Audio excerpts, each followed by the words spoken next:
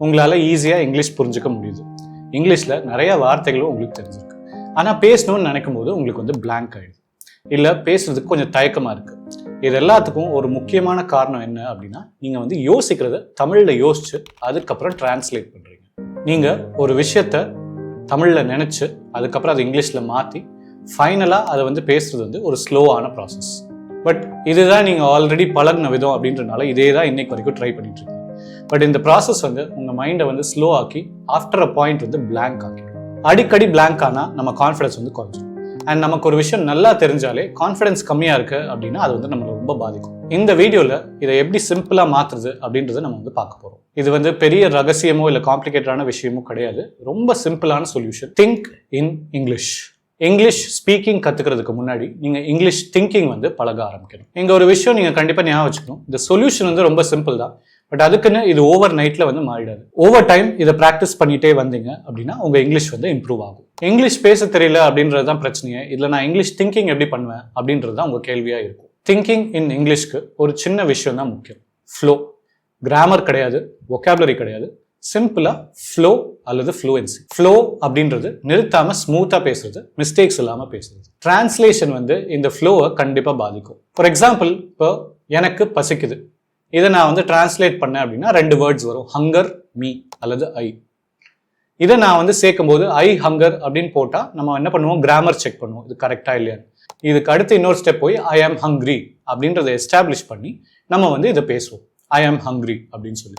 இப்போ இந்த ப்ராசஸ் நீங்க பாத்தீங்கன்னா ரொம்ப ஸ்லோவா இருக்கு. இந்த 3 ஸ்டெப் ப்ராசஸ், அதாவது ஃபர்ஸ்ட் ஒரு தாட் நினைக்கிறது, அதுக்கப்புறம் டிரான்ஸ்லேட் பண்றது, அப்புறம் கிராமர் செக் பண்றது, இந்த 3 ஸ்டெப் ப்ராசஸ் வந்து உங்களை ரொம்ப ஸ்லோ ஆக்கி மோஸ்ட் ஆஃப் த டைம் வந்து பிளாங்க் ஆக்கிடும்.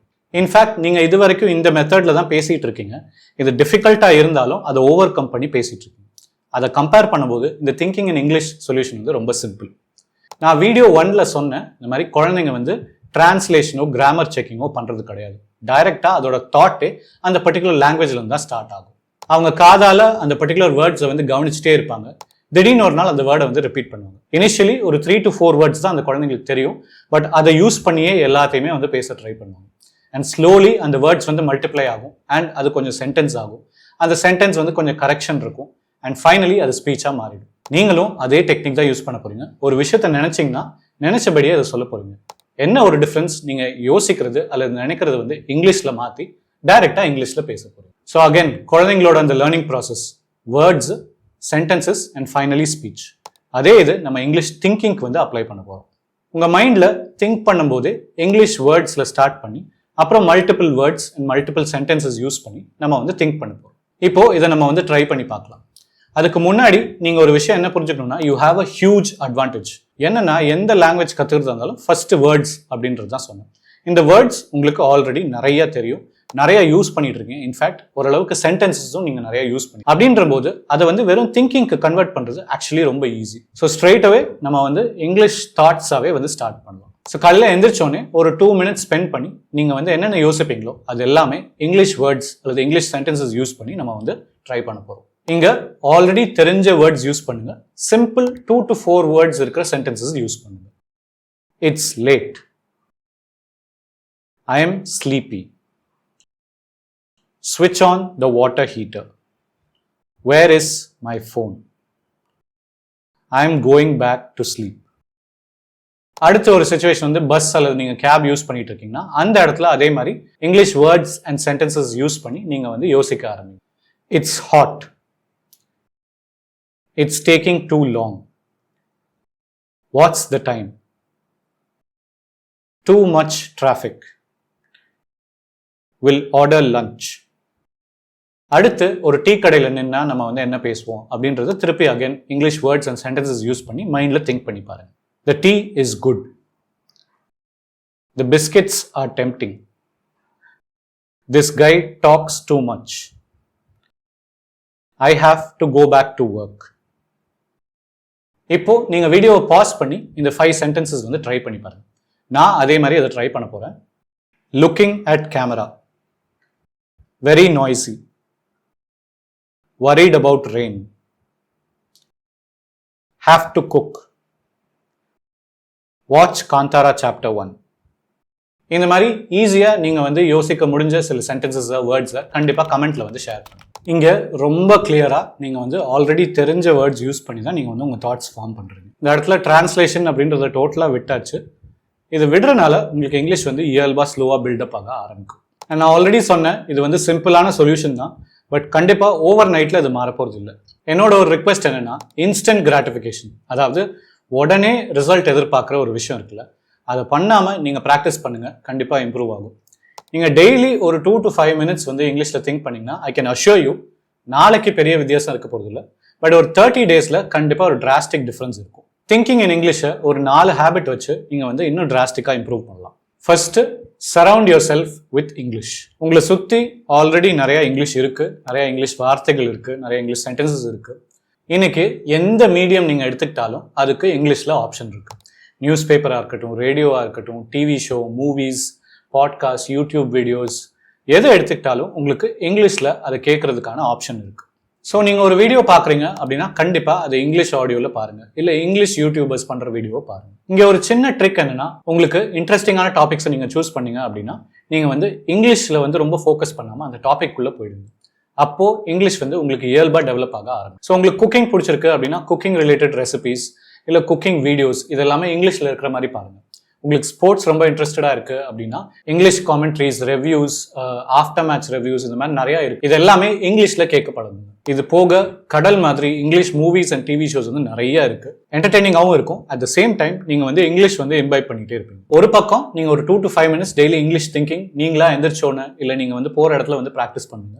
அது போக உங்களுக்கு வந்து அலை மோதுற மாதிரி உங்களுக்கு இங்கிலீஷ் எக்ஸ்போஷர் வந்து இருந்துகிட்டே இருந்தால் ரெண்டுமே அட் சம் பாயிண்ட் மீட் ஆகி உங்களுக்கு ரொம்ப சரளமாக இயல்பாக இங்கிலீஷ் வர ஆரம்பிச்சிடும். ரெண்டாவது, ஆல்ரெடி தெரிஞ்ச வேர்ட்ஸ் அண்ட் சென்டென்சஸ் யூஸ் பண்ணுது. நீங்கள் இங்கிலீஷ் கற்றுக்கணும் அப்படின்னா காம்ப்ளிகேட்டடான வேர்ட்ஸ், புது வேர்ட்ஸ், அதை யூஸ் பண்ணி தான் நான் வந்து கம்யூனிகேட் பண்ணுவேன் அப்படின்னு நீங்கள் ஸ்டார்ட் பண்ணீங்க அப்படின்னா உங்கள் ஸ்டார்ட் வந்து ரொம்ப ஸ்லோவாக இருக்கும். நீங்கள் ஆல்ரெடி தெரிஞ்ச வேர்ட்ஸ் அண்ட் தெரிஞ்ச சென்டென்சஸ் யூஸ் பண்ணி நீங்கள் வந்து திங்கிங் ஆரம்பிச்சிங்க அப்படின்னா கொஞ்சம் உங்கள் ஃப்ளோ வந்து இம்ப்ரூவ் ஆக ஆரம்பிக்கும். இங்கே நம்மளோட கோல் வந்து இங்கிலீஷ் லாங்குவேஜ் லிட்ரேச்சர் அப்படின்னு உள்ளே போகாமல் ஸ்பீக்கிங், அதாவது யூசிங் இட் டு கம்யூனிகேட் அப்படின்றது தான் நம்ம கோல். அதுக்கு நம்ம ஆல்ரெடி தெரிஞ்ச வேர்ட்ஸ் அண்ட் சென்டென்சஸ் யூஸ் பண்ணோம்னா உங்கள் ஸ்டார்ட் வந்து ரொம்ப ஈஸியாக இருக்கும். மூணாவது, டெய்லி ஒரு ப்ராக்டிஸாக நீங்கள் ஆல்ரெடி பண்ணிட்டு இருக்க ஏதாவது ஒரு ஆக்டிவிட்டியை சூஸ் பண்ணி அதை இங்கிலீஷில் உங்கள் மைண்டில் டிஸ்கிரைப் பண்ண ஆரம்பிங்க. டெய்லி நீங்கள் பண்ணுற ஒரு விஷயம் காலைல எழுந்திரிச்சோன்னு ஆப்வியஸாக இன்னைக்கு என்ன பண்ண போகிறோம், எங்கே போகிறோம் அப்படின்ற ஒரு பிளான் வந்து நம்ம வந்து கண்டிப்பாக பண்ணுவோம். அதை you can start doing it in English. So சிம்பிளாக உங்கள் டே பிளான், நீங்கள் என்ன ட்ரெஸ் போட போகிறீங்க, யாரையாவது மீட் பண்ண போகிறீங்களா, எக்ஸைட்டடாக இருக்கீங்களா, குக்கிங் ஏதாவது இன்னைக்கு பண்ண வேண்டியது இருக்கா, எங்கே சாப்பிட போகிறோம், புதுசாக ஏதாவது காஃபி ட்ரை பண்ண போகிறோமா, இந்த மாதிரி உங்களோட டெய்லி ஆக்டிவிட்டி எதுவாக இருந்தாலும் அதை நீங்கள் ஒரு 5 minutes வந்து கண்டிப்பாக இங்கிலீஷில் டிஸ்கிரைப் பண்ணி பாருங்கள். இப்போ நான் அதை வந்து ட்ரை பண்ண போகிறேன். Is it time? I want to wear green shirt. Where are the keys? I am excited to meet Raja. Should try new coffee. Have to go EB office. Will it rain? இது நீங்கள் already daily பண்ணிட்டு இருக்க விஷயம் அப்படின்றனால இது வந்து கொஞ்சம் ஈஸியாக இருக்கும். நாலாவது, மோனோலிங்குவல் சர்ச். இது வந்து ஒரு கேம் சேஞ்சிங்கான விஷயம்.